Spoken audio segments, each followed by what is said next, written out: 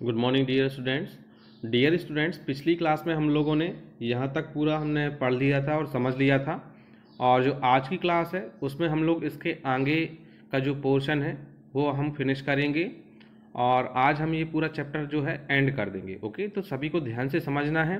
कोई भी डाउट्स रहते हैं तो आप तुरंत ही क्लियर कर लें।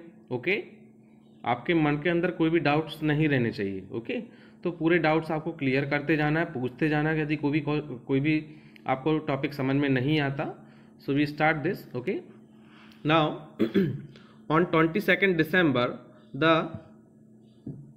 on 22nd December the tropic of Capricorn receives direct rays of the sun as the south pole. Okay, as the south pole tilts towards it means that कि जो 22 दिसंबर को, ओके, 22 दिसंबर को जो साउथ पोल होता है, okay, south pole it means that आप उसको हिंदी में बोल सकते हो दक्षिण ध्रुव। ओके, पोल मीन्स होता है ध्रुव और साउथ मीन्स होता है दक्षिण। ओके, तो 22 दिसंबर को दक्षिण ध्रुव के, ओके, तो 22 दिसंबर को दक्षिण ध्रुव के सूर्य की ओर झुके हुए होने के कारण जो मकर रेखा पर जो सूर्य की किरणें हैं वो सीधी पड़ती हैं। ओके, देखो आप यहाँ पर मैं आपको एग्जाम्पल भी बता रहा हूँ। यहाँ पर आप देख सकते हैं पिक्चर में, ये 22 दिसंबर है। 22 दिसंबर को क्या होता है, जो साउथ पोल होता है, ओके, आपको ऊपर वाला नॉर्थ है, ओके, नीचे वाला आपका जो साउथ है, ओके, जो साउथ पोल होता है वो सूर्य की तरफ झुका हुआ होता है। ओके, तो सूर्य की तरफ देखो आप, ये झुका हुआ है सूर्य की तरफ। ओके, तो इस पर क्या है, सूर्य की डायरेक्ट किरणें पड़ती हैं। ओके, समझ में आ रही होगी आपको। इसमें सूर्य की जो डायरेक्ट किरणें हैं वो साउथ, ये देख सकते हैं आप, साउथ पोल पर डायरेक्टली पड़ रही हैं। ओके, बट ये नॉर्थ पोल पर क्या है, नहीं पड़ पा रही हैं डायरेक्टली, क्योंकि वो ऊपर जाते जा रहा है। ओके, बट आप यहाँ देखें, अब डायरेक्टली जो सूर्य की किरणें हैं साउथ पोल पर डायरेक्टली पड़ रही हैं यहाँ पर। ओके, तो क्या होता है कि as the sun's rays fall vertically at the tropic of Capricorn, और उसमें आपको एंगल भी दिया गया है, कितने एंगल पर झुका हुआ है, 23.5 degree south. Okay, a larger portion of the southern hemisphere gets light. It means that कि जब जो सूर्य की किरणें होती हैं वो मकर रेखा पर सीधे पड़ती हैं, सीधे पड़ना या फिर लंबवत पड़ना। ओके, इसको हम सीधा बोल सकते हैं। ओके, तो जो सूर्य की किरणें होती हैं जब मकर रेखा पर सीधी पड़ती हैं, इसलिए जो साउथर्न हेमिस्फेयर होता है उसको हम हिंदी में बोलते हैं दक्षिणी गोलार्ध। ओके, तो जो साउथर्न हेमिस्फेयर के जो बहुत बड़े एरिया में लाइट प्राप्त होता है, ओके, या फिर लाइट पड़ता है, देखें आप। ओके, तो जो सूर्य की किरणें होती हैं वो मकर रेखा पर आपको दिख रहा होगा डायरेक्टली पड़ रही हैं। ओके, इससे क्या होता है, जो साउथर्न हेमिस्फीयर का बहुत बड़ा जो पार्ट होता है वो सूर्य के जो बहुत बड़ा जो पार्ट होता है साउथर्न हेमिस्फीयर का, उस पर सूर्य का प्रकाश पड़ता है। ओके, अब देख सकते हैं आप, जस्ट इसका अपोजिट हो रहा है यहाँ पर। ओके, देन यहाँ नॉर्थ पोल पर तो पड़ नहीं रहा क्योंकि ये तो पीछे ऊपर चले जा रहा है, लेकिन साउथ पोल आप देख सकते हैं यहाँ पर डायरेक्टली रेज इस पर, इसके बहुत बड़े पार्ट पर डायरेक्टली रेज पड़ रही हैं। ओके, तो जब इस पर रेज पड़ती हैं तो इसको लाइट प्राप्त होती है सूर्य से। Okay, then therefore it is summer in the southern hemisphere with longer days and shorter night. अब जब साउथर्न हेमिस्फीयर पर लाइट पड़ेगी, ओके, जब साउथर्न हेमिस्फीयर पर पर्याप्त मात्रा में लाइट पड़ेगी तो वहां पर क्या होगा वहां पर क्या होगा, गर्मी पड़ेगी। ओके, गर्मी में क्या होता है, लंबे दिन और छोटी रात होती हैं। तो वही बोला गया है इसमें कि जब उसके बहुत बड़े पार्ट पर लाइट पड़ती है, साउथर्न हेमिस्फीयर के बहुत बड़े पार्ट पर लाइट पड़ती है, बहुत बड़े भाग पर लाइट पड़ती है, तो उससे क्या होता है कि जो साउथर्न हेमिस्फीयर में लंबे दिन और छोटी जो रातों वाली गर्मी वाला सीजन होता है, ग्रीष्म ऋतु होती है। ओके, या फिर हम बोल सकते हैं गर्मी पड़ती है। गर्मी में ऑब्वियस सी बात है, लंबे दिन होते हैं, बड़े दिन होते हैं, छोटी रात होती हैं। Okay, then the reverse happens in the northern hemisphere, और जो नॉर्थन हेमीस्फेयर होता है उसमें जस्ट साउथ का रिवर्स होगा। इसमें भी मैंने बताया था, जब साउथ नीचे है, इसमें प्रॉपर मात्रा में सूर्य की किरणें इस वाले भाग को मिल रही हैं, तो ऑब्वियस सी बात है इसके अपोजिट कौन सा भाग है, इसके अपोजिट नॉर्थन हेमीस्फेयर है। तो नॉर्थन हेमीस्फेयर जब यहाँ पर गर्मी है तो नॉर्थन में क्या होगा, नॉर्थन हेमीस्फेयर में क्या होगा, ठंडी होगी। ऑब्वियस सी बात है वहाँ पर सूर्य की किरणें नहीं पहुँच पाएंगी। जस्ट साउथ का अपोजिट नॉर्थ होता है, नॉर्थ का अपोजिट साउथ होता है। ओके, इट मीन्स दैट यदि नॉर्थ में, यदि साउथ में गर्मी पड़ रही है तो नॉर्थ में ऑब्वियस सी बात है ठंड पड़ेगी। ओके, तो आपको इतना समझ में आया होगा। ओके, देन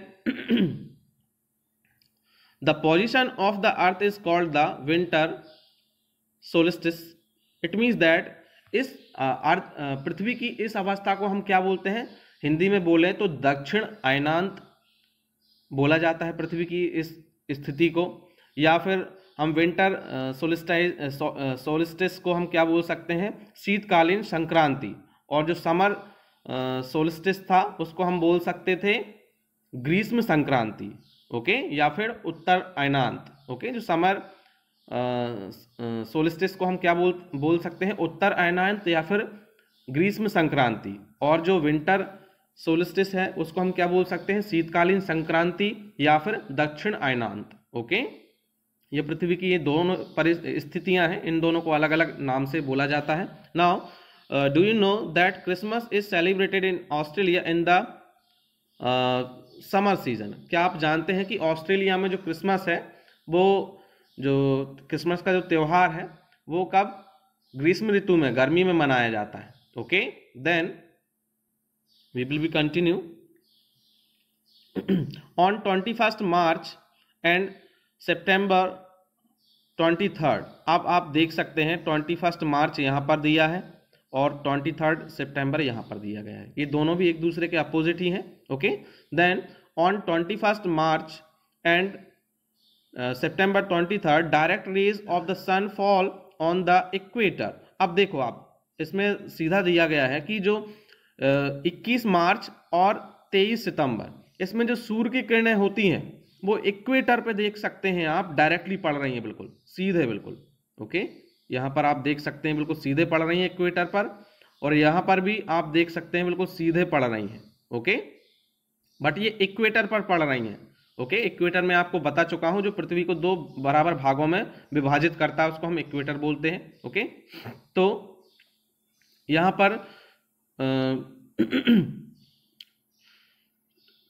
21 मार्च और 23 सितंबर को जो सूर्य की किरणें होती हैं वो इक्वेटर पर डायरेक्टली पड़ती हैं।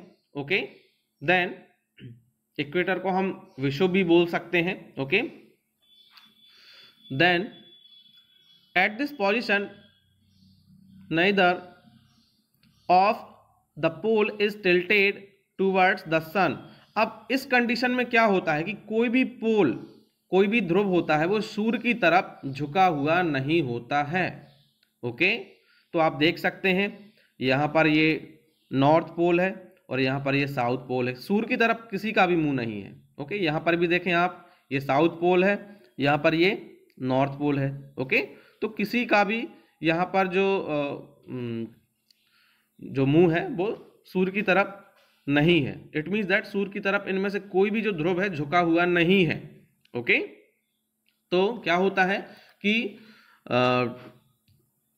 सो the whole earth experiences equal days and equal nights. It means that कि जो पूरी पृथ्वी होती है इस अवस्था में, मतलब जो, इसलिए जो पूरी पृथ्वी होती है, पूरी पृथ्वी पर दिन और रात जो होते हैं वो बराबर होते हैं। ओके, क्योंकि इसमें इक्वेटर पर दोनों ही तरफ आप देखेंगे, इक्वेटर पर जो सूर्य की किरणें हैं वो डायरेक्टली पड़ रही हैं, तो इक्वेटर पर जब डायरेक्टली पड़ रही हैं तो दिन और रात बराबर होंगे। Okay, then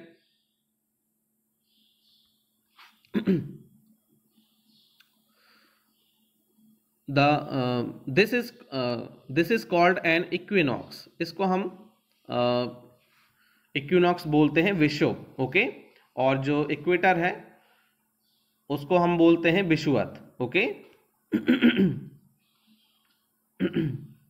then on 23rd September it is autumn season in the northern hemisphere. अब आप देखेंगे कि 23 सितंबर को नॉर्थन जो हेमिस्फीयर होता है उसमें कौन सा सीजन होता है, ऑटम सीजन, आप देख सकते हैं यहाँ पर, ओके।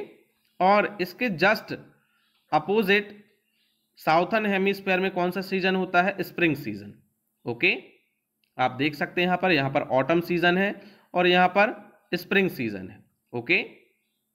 अब जस्ट इसका जो अपोजिट होता है वो 21 मार्च में हो जाता है, जस्ट इसका अपोजिट।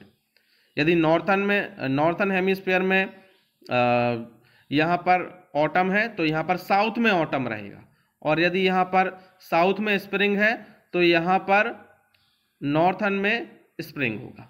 तो जस्ट इसका अपोजिट हो जाता है, ओके। आपको समझ में आया होगा। देन आपको ये पूरे टॉपिक को पढ़कर आपको समझ में आया होगा कि जो पृथ्वी के घूर्णन और परिक्रमण के कारण दिन एवं रात और ऋतुओं में परिवर्तन होता है, ओके। जो पृथ्वी की दो गतियां हैं, रोटेशन एंड रिवॉल्यूशन, तो रोटेशन के कारण दिन और रात होता है हमारी पृथ्वी पर, और रिवॉल्यूशन के कारण क्या होता है, ऋतुओं में परिवर्तन, मौसम चेंज होते हैं, गर्मी, सर्दी, ओके, बारिश। ये मौसम परिवर्तन किसके कारण होता है, पृथ्वी की परिक्रमण के कारण, रिवॉल्यूशन के कारण। दो गतियां हैं, मैंने आपको क्लियरली बता दिया है। फर्स्ट है रोटेशन, रोटेशन के कारण क्या होता है, पृथ्वी पर दिन और रात होते हैं, और रिवॉल्यूशन के कारण क्या होते हैं, पृथ्वी पर मौसम परिवर्तन होता है, ओके। हमारी जो ऋतुएं होती हैं वो चेंज होती हैं। आई थिंक आपको आपके पूरे डाउट्स क्लियर हो गए होंगे, ओके। और यदि आपके कोई भी डाउट्स यदि आपको अभी क्लियर करना है तो आप पूछ सकते हैं, okay. So thank you for watching this video.